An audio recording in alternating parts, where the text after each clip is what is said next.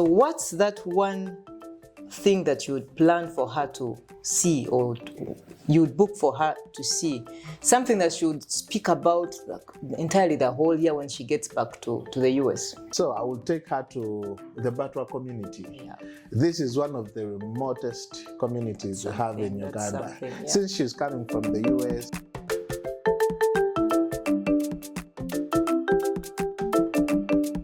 So Jen from the USA wanted a safari with real connections to real people. So I invited a friend who owns Mesmerized Safari to tell me how he plans his differently from the rest of the safaris. His answers, stick around. I was completely wowed. So I'm sitting here with Danton from Mesmerized Safari. Jen from the USA wrote to me saying, I want a Uganda safari that feels like home, not a hotel. Okay? Okay. I want to really meet people who are local. Now, here's the thing that Jen doesn't know yet. Danton, a friend to me, is a professional pilot. He's one of the people who arranged for me a safari at the Murchison Falls. And tell you what, Jen, if you're watching, watch closely. Because if Danton answers these questions correctly, this safari will be planned by him. So welcome, Danton. Thank you. So my first question to you, Danton. Jen has scrolled through 100 tour websites and they all look the same. This is in her email. Okay. So in one sentence, what do you do differently? And how does being a pilot change this? Well, Jackie, most tour operators, they plan their safaris from their office desks. However, the initial concept of Mesmerized Safari, as I was flying as a pilot, in the cockpit, I happened to get the aerial view of different features. So this aerial view gave me diversity of everything.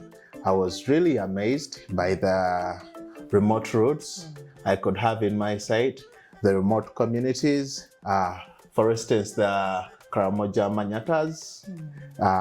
You'll be amazed by that. The Great East African Rift Valley. This is part of the things I used to study about. But when I got the chance, I was so amazed.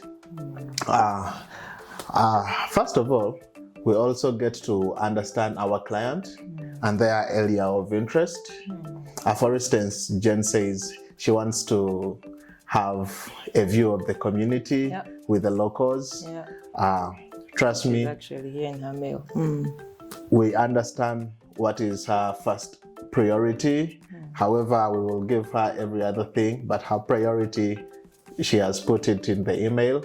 She will just have to land exactly on the spot, not just follow the crowd. Wonderful, wonderful, wonderful. So you arranged my own trip to Murchison Falls. Yes. And everything was precisely on time. The game drive, the boat cruise, everything was just timely. Now, in your own training, where it's being in the sky is a matter of life or death, does your training influence how you plan your safaris? Obviously, my training influences how I organize my safaris. For instance, we have checklists as we are going to fly. For the safe flight, we check for the fuel, we plan accordingly, we plan ahead, weather, routes, in case of any diversion, we check for the tires, we check for the flaps, fuel, and every other thing. So the same concept I borrowed into Mesmerized Safaris. How do we do this? We don't want surprises. When I wake up in the morning, I know where my client wants to go or where I'm going to take my client. I don't want a surprise of a flat tire without a spare tire, a bad terrain without a suitable treads on my tires. So I plan accordingly. Fuel, you know, some areas are remote. You cannot have fuel in about 150 kilometers. So you definitely have to plan for that. Any other thing, we have to make sure there is enough space for our clients in the car. Everything must be on point. So Jen will not have to just get caught up in surprises. Everything, yes. And there you go, you reach the point and then you have a flat tire. You know something you didn't check. Yes, so we will plan her trip accordingly. The way we've been planning trips, like you mentioned the one I gave you for Murchison Falls. It was awesome. It was superb. It was awesome. And you know the best part about that trip that I really enjoyed was trekking to the falls itself. Oh my God, we felt like we were on a different planet. That is because I had to book before you arrived.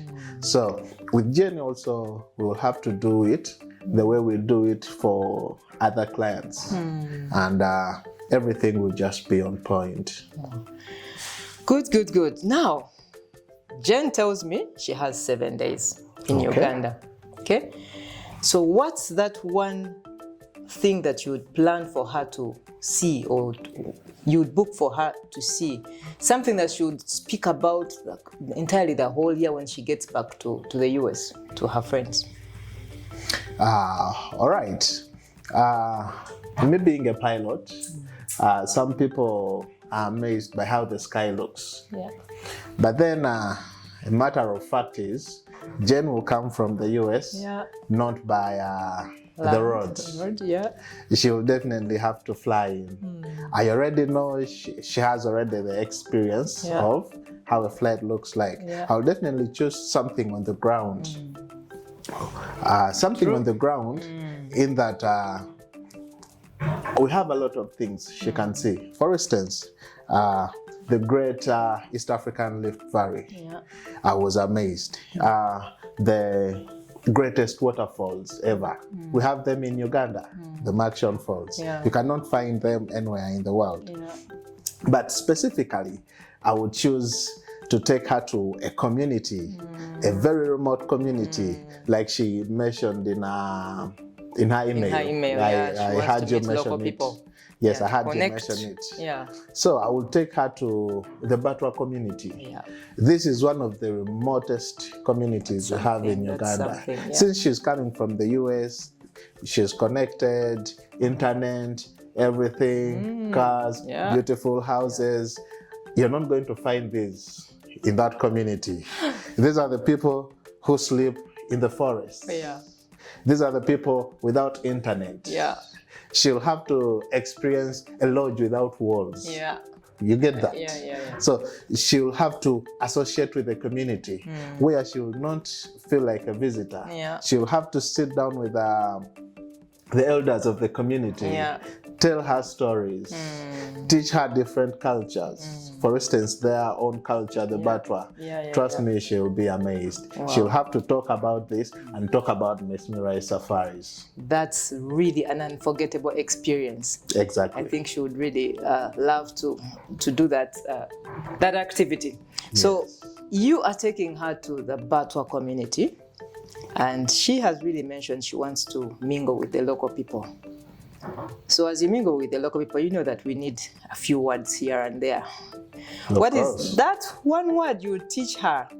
One that she would at least remember even when she returns to the US. One word in the local language of that community. All right. Actually, we teach these words to every other tourist that we take there. That's amazing. Depending on the community you want to engage with, we teach you their local language. For Jenny's case, I mentioned the Batwa community.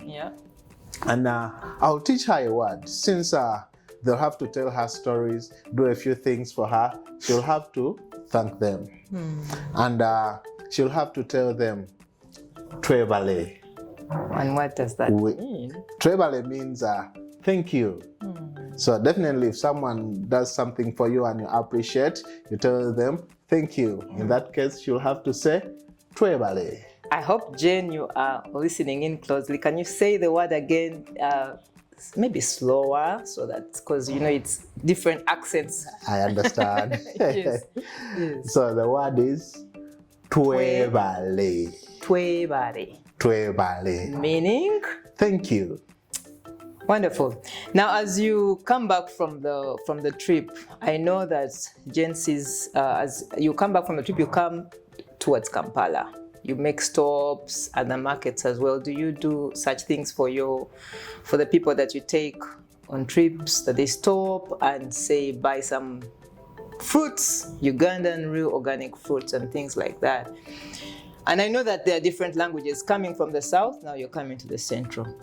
Do you come also teaching a few words that you will use in the central as you get back from the trip? And what's at least give us another word for Jen?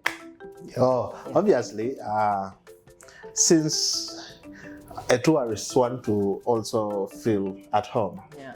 So as we are coming in or as we are going, we normally stop wherever we feel it is convenient and safe for them to stop, buy a few things, learn a few things. Yeah. So since the commonest language spoken in Uganda is Luganda, and we will be, like you mentioned, we will be coming back to the central where they speak Luganda. Yeah. I'll just teach her a simple word. Captain, you're saying Luganda, that's an accent. Can we say it in our language? Yes. Okay. Yes. Since Let's be real. Since we'll be coming back to Kampala, yes, where we speak Luganda, yes, as the language, yes, and it is still the widely spoken language in Uganda. Right. I'll have to teach her one word. And what word is that? So that word is Oli-otia. Oli-otia. Oli-otia. Oli-otia. Which means, how are you? So you'll have to greet a few people. Jackie, Oli-otia. And how do I respond? Ndi bulungi. So can you say it again so that I respond? Jackie, Oli-otia. Ndi bulungi, Danton. Exactly. Jen, did you get that? Can we do it once more? Oli-otia. Can you say it with my name? Jackie, Oli-otia. Ndi bulungi, Danton. Exactly. We did it. So Jen, I hope you are learning some words here. He's giving us a little bit of more. Captain. Yes. This is a personal question. All right. You have flown over the lakes, rivers, volcanoes, even mentioned rift valleys. Yes. Where do you feel more at home? On this, in the sky or on the ground? Since whatever goes up must come down, I feel more comfortable on the ground. And since I'm also a family person, I have a wife and a child, I would feel more comfortable being on the ground. Wow. Yes. Even in aviation, we have a saying, a plane is safe on the ground. Yes. Nice, nice, nice, nice. Thank you so much, Captain. You're welcome. It's been a pleasure having you. It's been a pleasure and too. Guys, he is the guy. He has the area view, and he also has the ground view. So what more would you like? Nothing.